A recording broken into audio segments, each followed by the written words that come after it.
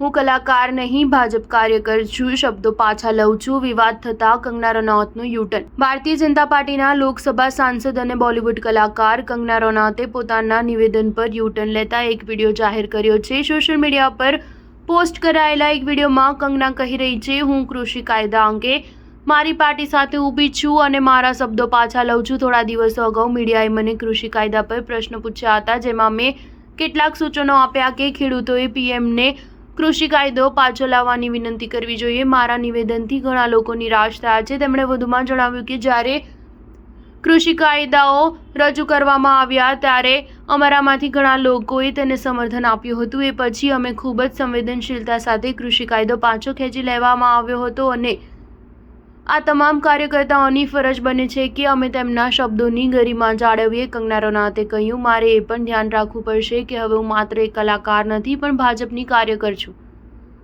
મારું ઓપિનિયન મારું પોતાનું ન હોવું જોઈએ, તે પાર્ટીનું સ્ટેન્ડ હોવું જોઈએ. મારા શબ્દો કે વિચારથી મેં કોઈને નિરાશ કર્યા હોય તો મને માફ કરજો.